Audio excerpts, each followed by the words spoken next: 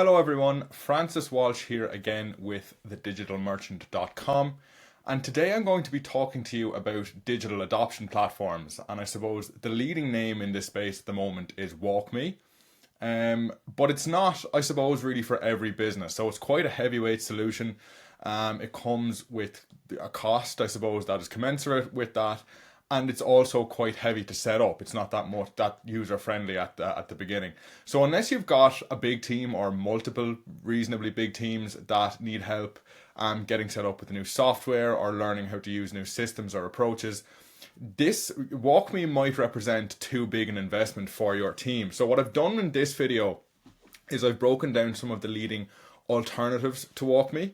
Both in terms of digital adoption platforms that are a little bit different in the way they do things, and some complete alternatives as well that don't have that traditional interactive kind of setting that you would expect from a digital adoption platform, but that can help you to get set up on new software platforms in other ways. So I suppose a good place to start here maybe would be to kind of outline what WalkMe actually does.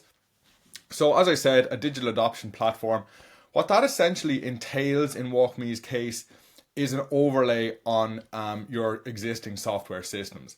So when your team members are getting set up on a new piece of software, if you plug WalkMe into that process, it will overlay interactive bubbles and directions and buttons and all that kind of thing that will help users get set up on the new platform. And so it ranges from, everything from kind of messaging apps to CMS to basically everything you'll kind of come across in the modern corporate world in terms of tech. And obviously this is a big challenge, getting people set up on systems like this. If people aren't naturally tech-centric, it can be a little bit of a struggle.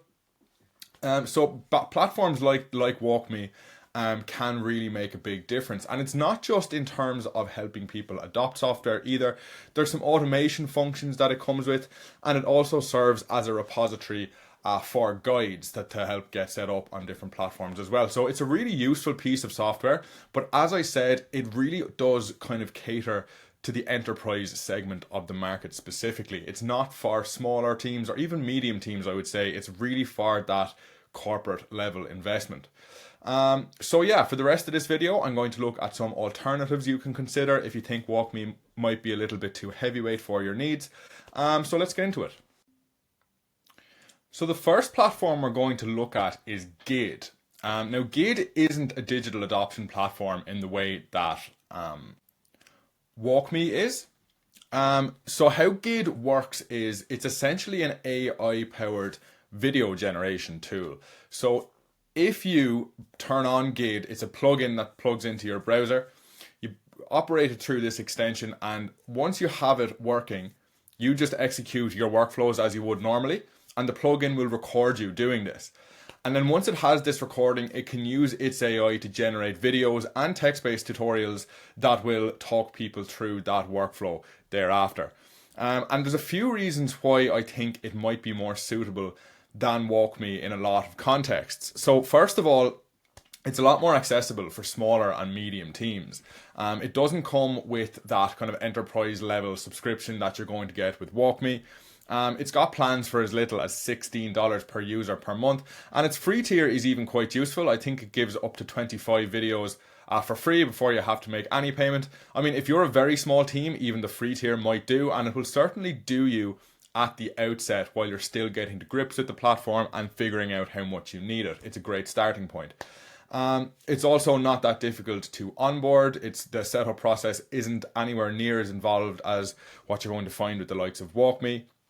It's really user friendly, so you don't have to be, very tech savvy in order to start using it. As I said, it's just a browser extension, and all you have to do pretty much is install it, turn it on, and then do your workflow. So it's pretty self-explanatory. And lastly, the Gid team does a really good job when it comes to support. And obviously, this is something that's important when you're implementing emerging software. You want to make sure there's someone there to help you in case anything goes wrong.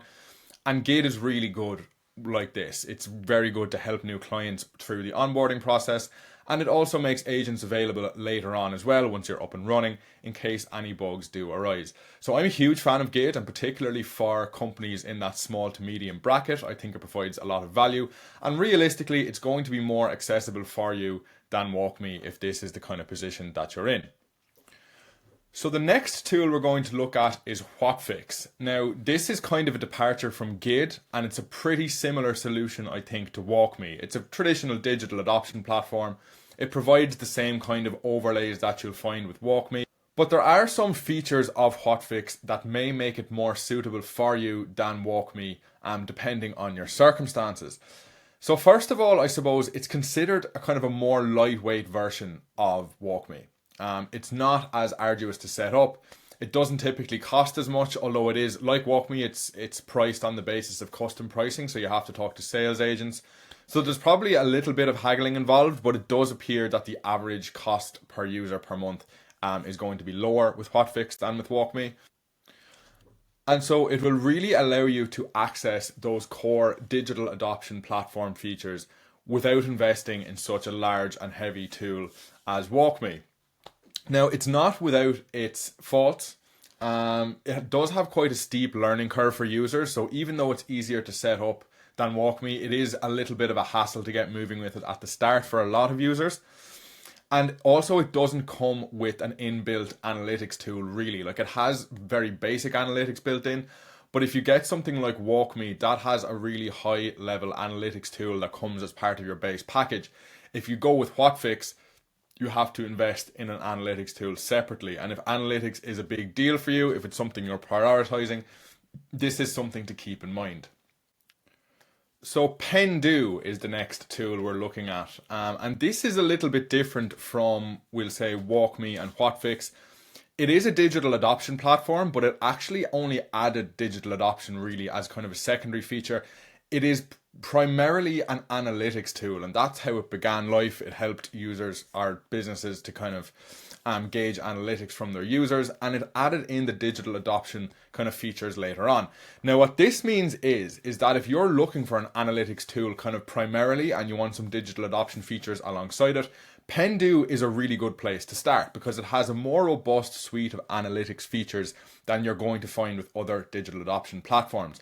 Conversely, if you're not that concerned about analytics and you really want a robust digital adoption platform framework, Pendo probably isn't the right option for you because it's just not focused on that kind of segment in the same way as Whatfix or WalkMe is.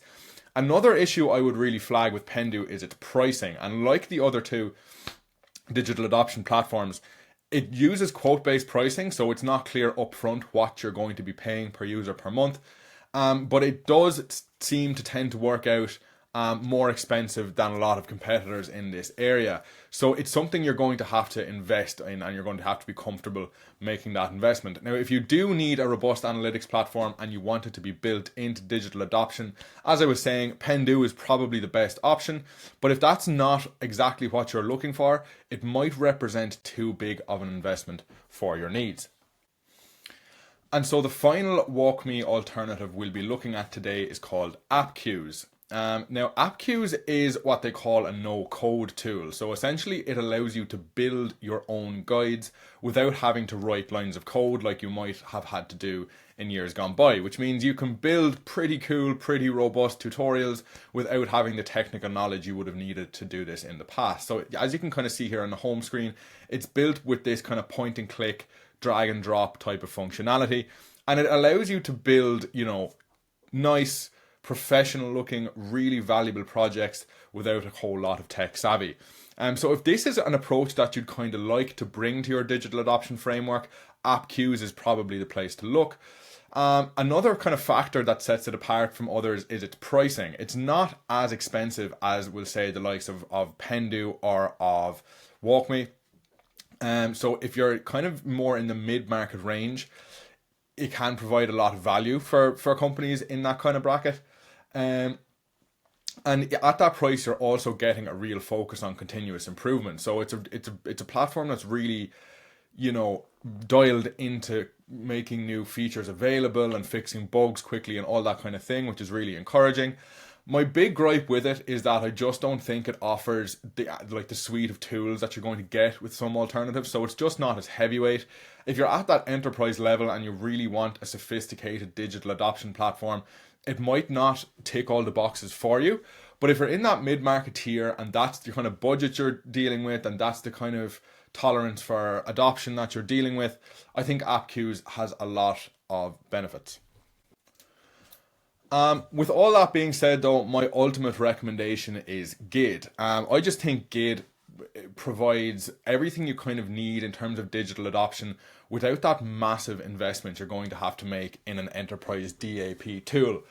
I just think the videos are brilliant. They're so easy to make. They're so helpful when it comes to onboarding and when it comes to getting people set up with new pieces of software and all that kind of thing. As you can see right here on the homepage, it's really making use of AI. So it's, use of LLMs allows you to make really high quality content without putting a huge amount of effort into it or without having, a background in video production or graphic design or anything like that. And ultimately, it's just a case of accessibility. And particularly for small companies, I just think it provides so much value and it doesn't break the bank. And so unless you're really in a place where you can afford and you actually need a proper digital adoption platform, I think Gid is probably more than enough. But that's pretty much all from me on this topic. Best of luck, regardless of what tool you decide to go for. And I'll see you all in the next video.